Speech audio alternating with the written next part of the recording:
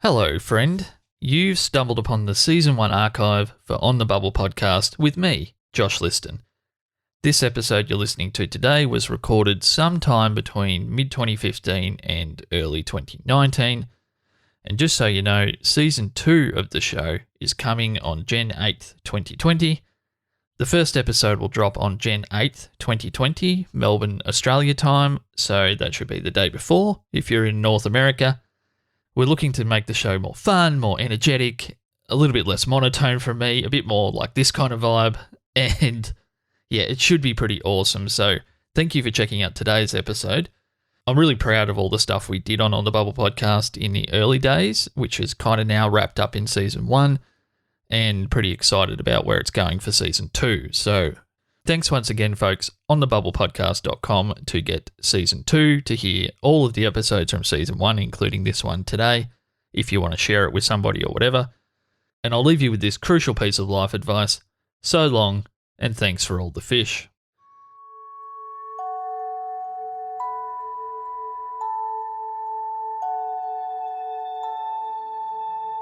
Quote, "The unusual comedy premiered on the CW to great reviews and few viewers." Unquote. REPEAR, along with the likes of Sarah Connor Chronicles and even Breaking Bad and Family Guy, was interrupted by the 2007-2008 Writers Guild of America strike. But unlike those, behemoth television properties, being Breaking Bad and Family Guy, that now in 2017 we can't imagine those shows ever having any problems, considering how popular and how critically acclaimed they are, REPEAR wasn't so lucky. It really wasn't able to re-establish itself in the market post-strike. So once the show lost what early momentum it had managed to garner before the strike and was clearly on the bubble and headed for cancellation, REPEAR actor Tyler Labine, who played Bert Sock Wasocki, so that's Bert Sock Wasocki, played by Tyler Labine, put the call out to fans to help save the show from cancellation. REPEAR fans responded immediately, as were the Times, with a flurry of emails and calls, and also whatever social media was prominent at the time, being most likely early Facebook, early Twitter.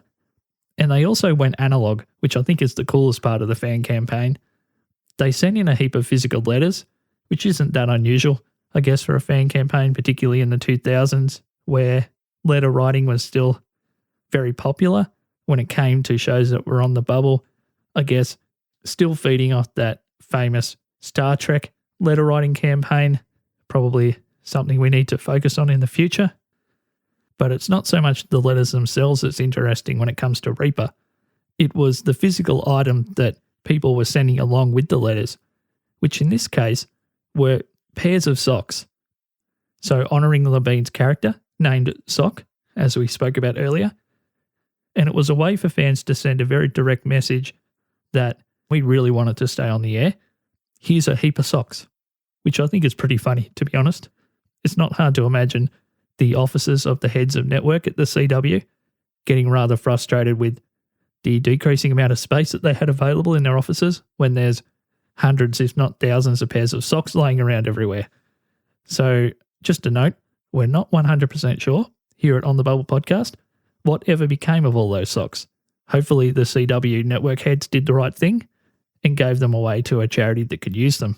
So finally, the fan campaign for REPEAR is recognised in part as being one of the driving factors behind the show being given one last 13-episode season before finally being cancelled in 2009.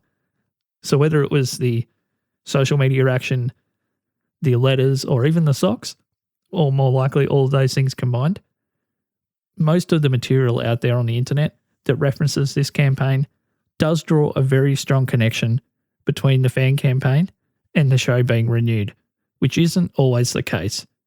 So I thought I'd leave you today with what is, now that it's 2017, the resounding sentiment that I've found about the show REPEAR in my investigations online. And this one comes from WeMinedInFilm.com, but it kind of was everywhere, on Reddit, on Quora, different places, and it's the feeling that people have when they actually go back and discover REPEAR. And it goes as follows, quote, "I love that show. Why the heck did they cancel it? unquote. For all episode resources, subscribe links, and ways to support the podcast, head on over to onthebubblepodcast.com.